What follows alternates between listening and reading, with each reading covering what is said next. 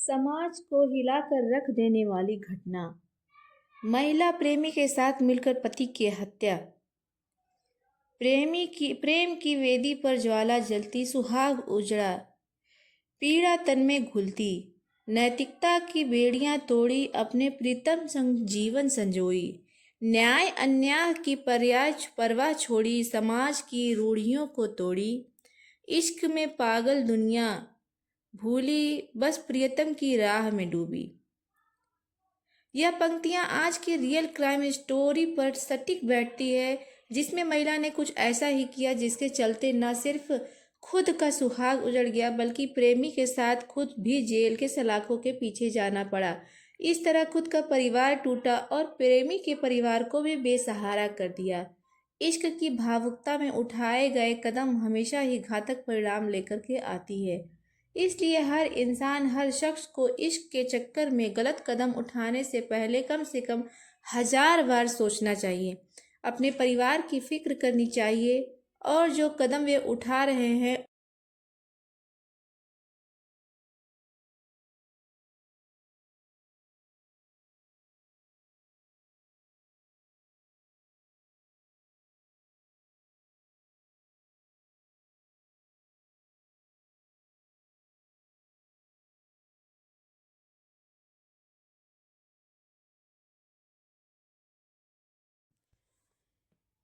उसके परिणाम के भी को लेकर के एक बार विचार जरूर करना चाहिए।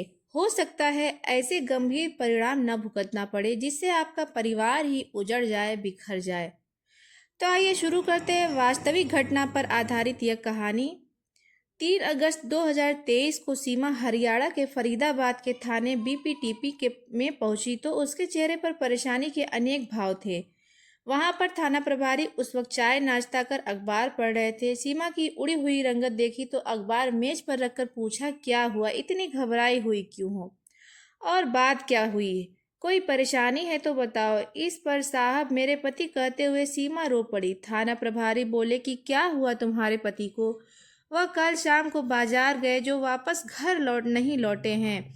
मैंने काफी तलाश की मगर पता नहीं चला। थाना प्रभारी ने कहा कि तुम्हारे पति कहाँ रहते हैं, कहाँ काम करते हैं, क्या नाम है और क्या कहकर वह कब बाजार गए थे?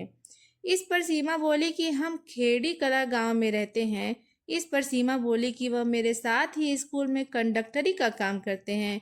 शाम को घर पर खाना बना रही थी, तब पति उसे किसी जरूरी काम से बाजार जाने का कहकर बताया, लेकिन जब वो गया तो वापस नहीं आया। मोबाइल पर स्विच ऑफ आ रहा है।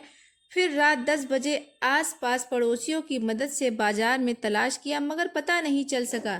रात भर इंतजार करके और सोचा कहीं रुक गए होंगे, सुबह आ जाएंगे, मगर सुबह 9 बजे तक भी नहीं आए।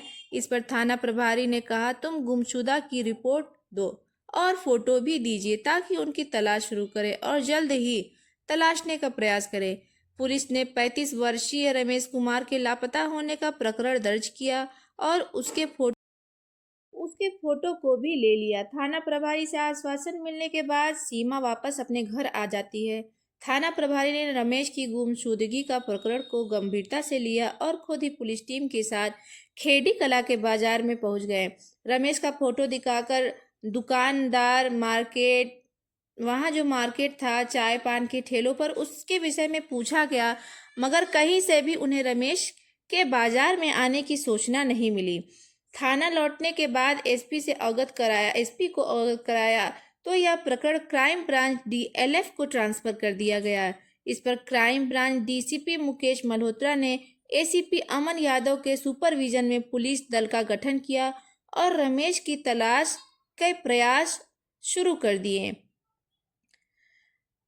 उन्होंने रमेश के फोटो को सभी थानों में भिजवाकर सोशल मीडिया पर भी फोटो को शेयर किया। साथ ही इसको लेकर गहन विमर्श किया। साथ ही महिला की रिपोर्ट को देखने के बाद थाना प्रभारी से भी घटना के बारे में जानकारी एकत्रित कर ली। साथ ही एसीपी अमन यादव व क्राइम ब्रांच प्रभारी दीपक कुमार के बीच चर्चा हुई। इस पर कुमारी ने बताया कि संभवतः रमेश का किसी ने अपहरण किया है अथवा वह खुद ही घर छोड़कर कहीं चला गया। फिर बोला कि अगर अपहरण होता तो फिरौती मांगने वाले परिजनों का फोन जरूर आता। साथ ही मर्जी से रमेश के घर से कहीं जाने की संभावना फिलहाल कुछ दिख नहीं रही और पारिवारिक परेशानी की बात तो अभी तक सामने आई ही नहीं। एसीपी बोले कि पति घर तब छोड़ता है जब घर पर कोई परेशानी हो, कहीं पति व पत्नी के बीच अनबन तो नहीं, इसके बारे में भी पता किया जा सकता है, फिर अगली जांच करनी चाहिए। साथ ही एसीपी बोले कि कहीं रमेश को खुद ही गायब तो नहीं करवाया। प्रभारी दीपक बोले हो सकता है, फिर भी एसीपी बोले अगर पत्नी का चरित्र ठीक न हो तब पत्नी खुद अपने पति को रास्ते से हटाने के लिए मरवा भी सकती है। इस तरह रिपोर्ट देने वाली सीमा के चरित्र की गुप्त तरीके से जांच शुरू कर दी गई। क्राइम ब्रांच प्रभारी के साथ एसीपी जीप लेकर सीधे ही सीमा के गांव पहुंच गए। इससे पहले एसीपी अमन ने पूरे टीम को समझा दिया था कि सीमा के पड़ोसियों से किस तरह उसके चरित्र को लेकर के टोह लेनी है। रमेश के घर का पता पूछते हुए क्राइम ब्रांच की पुलिस टीम रमेश के घर से पहले ही जीप रोक दी। साथ ही आस पड़ोस के लोगों से रमेश के बारे में जानकारी ली और उसकी पत्नी सीमा के चरित्र को लेकर भी पूछताछ की गई। इस तरह एसीपी अमन व प्रभारी दीपक सीधे ही रमेश के दरवाजे पर पहुंचे, जहां सीमा तो बाहर ही मिल गई। दोनों अधिकारियों को सामने देखकर उसने तत्काल सिर पर पल्ला लिया व आंखों में आंसू टपकाते हुए पूछा कि साहब कोई पता चला है क्या। इस पर पुलिस अधिकारी बोले कि अभी तक तो नहीं पता चला है, मगर जल्द ही रमेश को तलाश लेंगे। यह पुलिस वालों की तरफ से उसको आश्वासन दिया जाता है। इस पर प्रभारी दीपक सीमा के चेहरे पर नजरें जमा कर गंभीर लहजे में पूछा कि रमेश की किसी से दुश्मनी थी क्या, अथवा किसी से कोई झगड़ा हुआ हो। इस पर सीमा बोली नहीं, किसी से लड़ाई झगड़ा नहीं करते थे। इस पर दूसरा सवाल किया कि क्या बाजार में अकेले गया था अथवा कोई और उसके साथ में था। इस पर सीमा बोली कि साहब अकेले ही बाजार गए थे। फिर पूछा कि वह कौन से स्कूल में नौकरी करते थे। तब सीमा ने जानकारी दे दी। फिर वे वापस लौटने लगे और रमेश के घर के कुछ ही दूरी पर जीप रोक लिया और गांव के अन्य लोगों से पूछताछ कर रहे टीम के जवान भी आ गए और जीप में बैठ गए। 24 घंटों से ज्यादा का समय बीत चुका था, मगर रमेश का कहीं कोई पता नहीं चला। इस पर क्राइम ब्रांच की टीम को भी कोई खास तथ्य हाथ नहीं लग पाए थे। तीसरे दिन एसीपी अमन व प्रभारी दीपक सीधे स्कूल पहुंचे, जहां रमेश व सीमा काम करते थे, जहां से कुछ चौंकाने वाली जानकारी सामने आई। एक कार्मिक ने बताया कि स्कूल में सीमा व राहुल के बीच नजदीकियां थीं, जो स्कूल में दोनों साथ रहते और खाना भी साथ में ही खाते थे। साथ ही रमेश के बारे में स्कूल के अन्य ड्राइवरों से भी बातचीत कर कई तथ्य का जुटा लिए। साथ ही रमेश के साथ रहने वाले ड्राइवर ने भी गोपनीय बातें क्राइम ब्रांच की टीम को बता दी। ड्राइवर ने पुलिस को बताया कि रमेश उसकी पत्नी सीमा से इस बात से परेशान था कि वह राहुल के साथ हंस हंस कर बातें क्यों करती है और उसके आगे पीछे मंडराती है। अक्सर सीमा को टोकता रहता था कि वह राहुल से मेल जोल ना रखे, मगर सीमा तो मानती ही नहीं थी। एक ड्राइवर ने तो यहाँ तक कहा था कि रमेश एक बार गुस्से में बोला भी था कि अगर राहुल उसकी पत्नी से दूर नहीं हुआ तो वह उसका खून कर देगा। इस तरह पुलिस का सीमा पर बदचलन का शक सही निकला। फिर पुलिस ने राहुल के बारे में पूछताछ की तो स्कूल प्रशासन से बताया गया कि वह 2-3 दिन से ड्यूटी पर नहीं आ रहा है।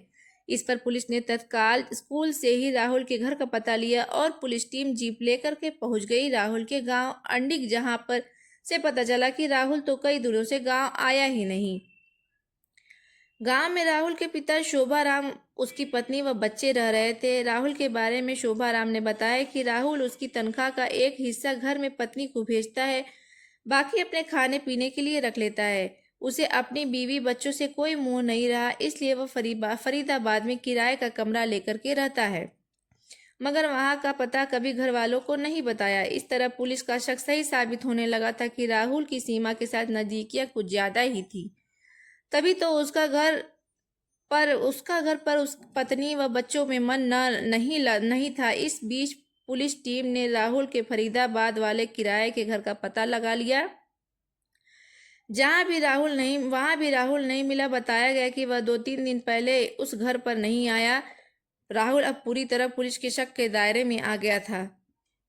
उसको पकड़ने के लिए उसको पकड़ने के लिए एसीपी ने मुखबिर लगा दिए थे। इसका नतीजा सार्थक निकला और 17 अगस्त 2023 को सुबह मथुरा के गांव बुढ़ना स्थित चंदौली चौक से गिरफ्तार कर लिया गया। उसी दिन उसे कोर्ट में पेश किया, जहां से 25 अगस्त तक पुलिस रिमांड पर रखने का आदेश हुआ। फिर क्राइम ब्रांच डीएलएफ के रिमांड के रूप में राहुल को लाया, जहां पर एसीपी अमन के तेवर देख वह कांपने लगा। फिर एसीपी ने राहुल को तीखे तेवर में बोले कि अब जो पूछे उसका सही जवाब दे, वरना झूठ बोलने पर उल्टा लटका दिया जाएगा। पुलिस टीम के सख्त रवैये को देखते हुए राहुल बोला कि मैं कुछ नहीं छिपा रहा हूं और सब सच बताऊंगा। आप पूछिए जो भी आपको पूछना है। इस पर अमन ने पूछा कि तुम्हारे स्कूल में कार्यरत रमेश पिछले 15 दिन से लापता है, जो कहाँ है, बताओ। इस पर राहुल बोला कि मैंने उसे मार दिया। इस पर पास बैठे प्रदीप कुमार बोले कि क्यों मारा। इस पर रमेश ने कहा वह तो सीधा साधा व्यक्ति था, गलती तो मेरी ही है। मैं उसकी पत्नी सीमा की बातों में फंस गया और उसके रूपजाल ने मुझे ऐसा मोहित किया कि मैं खुद की पत्नी व बच्चों तक को भूल गया। सीमा के कहने पर मैंने रमेश की हत्या कर डाली। मुझसे बहुत बड़ा पाप हुआ है साहब, और उसे माफ कर दीजिए। फिर वह रोने लग गया। आंसू पोंछने के बाद राहुल बोला कि वह परेशान स्थिति में काम की तलाश में उसकी स्कूल में आई थी, तो उसने ही चपरासी की नौकरी पर लगवा लिया था। फिर सीमा बातूनी थी और जल्द ही उस पर आकर्षित हो गई। वह मेरे साथ जीने की बातें करने लगी। फिर उसके साथ संबंध भी बन गए, जिसके चलते सीमा को उसका पति अच्छा नहीं लगने लगा। पहले उसी के कहने पर मैंने स्कूल में रमेश को भी बस की कंडक्टरी का काम दिलाया था। वह स्कूल में रोज आता, लेकिन सुबह दोपहर में वह स्कूल बस के साथ बच्चों को लाने छोड़ने के लिए बाहर रहता था। इस बीच सीमा के साथ अपने दिल की मुरादें पूरी कर लेते। कुछ समय बाद रमेश को उन पर शक हुआ तो उसने सीमा को मुझसे दूर करने के प्रयास किए, लेकिन सीमा को इस बात की परवाह नहीं थी। वह हमेशा उससे नज़दीकी बना कर रखना चाहती थी। रमेश घर जाकर सीमा से झगड़ता रहता, इसी कारण उनके घर आपसी झगड़ा हुआ करता था, लेकिन सीमा तो उसका साथ नहीं छोड़ना चाहती थी। इसी बीच एक दिन सीमा ने उससे कहा कि रमेश को रास्ते से हटा दें, क्योंकि रमेश अब उसकी पत्नी पर हाथ उठाने लगा। रमेश ने बताया कि सीमा के कहने पर उसने रमेश की हत्या करने की साजिश रची। इसके तहत 2 अगस्त 2023 को रमेश को शराब की पार्टी दी, जिसके लिए वह मान गया। ठेके से शराब की बोतल लेने के बाद वह रमेश के साथ आगरा केनाल नहर के पास पहुंच गया, जहां पर सन्नाटा पसरा हुआ था। फिर शराब के पैक बनाकर खुद कम पी और रमेश को खूब शराब पिलाई, जिससे वह निढाल हो गया। जब नशे में चूर हो गया तो ईंट उठाकर उसके सर पर पटक दी, फिर उसे घसीटकर नहर में धकेल दिया और इसकी जानकारी उसी वक्त सीमा के मोबाइल पर कॉल करके दे दी। पुलिस की पूछताछ में राहुल ने प्यार की पूरी कहानी बताई, जिसे सुनकर सब चकित रह गए। बताया कि सीमा जब स्कूल में नौकरी लगवाया, तब से मैं उसे मन से चाहता था, मगर कभी बोल नहीं पाया। इस बीच दिन की बात है, जब घर पर उसकी पत्नी किसी बात को लेकर के अनबन हो गई। वह भूखा ही स्कूल पहुंच गया। फिर दोपहर में जब सीमा खाने का टिफिन लेकर स्टोर रूम में आई, तो वह मुंह लटकाए उदास बैठा था। उसके चेहरे पर उदासी देखा तो सीमा ने कहा, क्या आज खाना नहीं खाना है? इस पर राहुल गहरी सांस लेकर के बोला, मैं खाना नहीं लाया, तुम खाना खा लो। इस पर राहुल ने सिर हिलाते हुए इशारे से कहा कि हाँ। फिर वह बोला कि आज केवल इस बात पर झगड़ बैठी कि मैंने चाय में चीनी ज्यादा होने की शिकायत कर दी। बात बहुत छोटी थी, लेकिन लगता है कि वह मुझसे जली भुनी बैठी रहती है। उसे कोई पॉइंट नहीं मिला और लगी झगड़ने। मेरी जिंदगी तो नरक बनाकर रख दी है उसने, इसलिए मैं आज गुस्से में भूखा ही चला आया। सीमा अपनी जगह से उठी और राहुल की कुर्सी के पास आ गई। उसने राहुल के कंधे पर हाथ रखकर प्यार से कहा कि छोड़ो घर की बात, आओ मेरे साथ खाना खा लो। इस पर राहुल बोला, नहीं बबीता, अगर मैंने तुम्हारे टिफिन से खाया तो तुम्हारे पति रमेश भूखा रह जाएगा। तुम रमेश को बुला लाओ और खाना खा लो, मैं अपने लिए कैंटीन से कुछ ले आता हूँ। यह कहते हुए राहुल कुर्सी से उठने लगा। इस पर सीमा ने उसकी कलाई पकड़ ली और फिर बोली, रमेश आज ड्यूटी पर नहीं आया है, उसे बुखार था। वैसे भी यदि वह आता तो मैं उसे टिफिन में मुंह नहीं मारने देती। राहुल ने कनखियों से सीमा की ओर देखा। ऐसा क्यों बोल रही हो सीमा? वो तुम्हारा पति है, उसका तुम पर और इस खाने पर पूरा हक है। वह मेरा नाम का पति है रमेश, मुझे अब उससे नफरत होने लगी है। राहुल बोला कि ऐसा क्यों? क्या मुझे लेकर वह अब भी तुम पर शक करता है? सीमा बोली कि हाँ, उसका कहना है कि मैं उसे छोड़कर तुम्हें चाहने लगी हूँ। तुम्हारे साथ मेरा उठना बैठना उसे पसंद नहीं है। फिर वह बोली कि छोड़ो यह सारी बात, तुम हाथ धोकर आओ। मैंने आज तुम्हारे पसंद की आलू मटर की सब्जी बनाई है। इस इस पर राहुल के मुंह में पानी आ गया। वह तुरंत बाहर गया और हाथ धोकर आ गया। सीमा के सामने वह बैठ गया और सीमा ने टिफिन उसके सामने कर दिया। दोनों एक ही टिफिन में खाना खाने लगे। राहुल 7-8 साल से फरीदाबाद के स्कूल में सफाई कर्मी था। 4 साल पहले परेशान हालत में सीमा वहां पर काम की तलाश में आई थी तो राहुल ने उसे चपरासी की नौकरी पर रखवा दिया था। पहली ही नजर में सीमा उसे भा गई थी। 27 साल की गदराए बदन की सीमा का रूप सौंदर्य किसी भी पुरुष को मोहित कर सकता था। शादीशुदा राहुल 2 बेटियों का बाप था। फिर भी सीमा को देखकर उसका मन उसे अपना बनाने के लिए डोल गया था। सीमा को स्कूल में नौकरी दिलवाने के पीछे उसका यही मकसद था कि सीमा पर उसका एहसान बना रहे और वह उसके करीब आ जाए। हुआ भी कुछ ऐसा ही। सीमा उसके आसपास मंडराने लगी। वह लंच राहुल के साथ ही बैठकर करती थी। यह सिलसिला लंबे समय तक चला क्योंकि सीमा की परेशानी को भाप कर राहुल ने उसके पति रमेश को भी स्कूल में नौकरी पर लगवा दिया था। रमेश स्कूल में बस में कंडक्टरी का काम करने लगा था, इसलिए लंच में अब वह अपनी पत्नी सीमा के साथ लंच करने आ जाता। राहुल को यह देखकर कुढ़न होती थी, लेकिन वह क्या ही कर सकता था। हाँ, उसने यह जरूर महसूस किया था कि सीमा लंच टाइम में अपने पति रमेश की मौजूदगी पसंद नहीं करती। जब कभी रमेश स्कूल के काम से लंच टाइम में बाहर रहता था, तब सीमा तो राहुल के पास बैठकर एक ही टिफिन में खाना खाती और खिलाती। तब वह बहुत खुश नजर आती थी। उस दिन भी रमेश स्कूल में नहीं आया था। उसे बुखार था, इसलिए वह स्कूल में आया ही नहीं था। सीमा टिफिन में खाना राहुल के लिए बनाकर लाई थी, जिसमें राहुल की पसंद की आलू मटर की सब्जी थी। इस पर राहुल रोटी व सब्जी खाते हुए बोला, वाह क्या शानदार खाना बनाया है। इस पर राहुल बोला कि जी चाहता है कि तुम रोज मेरे लिए खाना बनाकर लाओ व रोजाना प्यार से मुझे खिलाओ तो मेरी जिंदगी में बहार आ जाए। राहुल की तारीफ सुनकर सीमा मुस्कुरा उठी और बोली कि मैं तो तुम्हारी जिंदगी में 7 रंग बिखेरने को तैयार हूँ राहुल, मगर वह तुम्हारी पत्नी और इधर मेरा पति रमेश, ये दोनों हैं, तब तक हमारा ख्वाब पूरा नहीं हो सकता।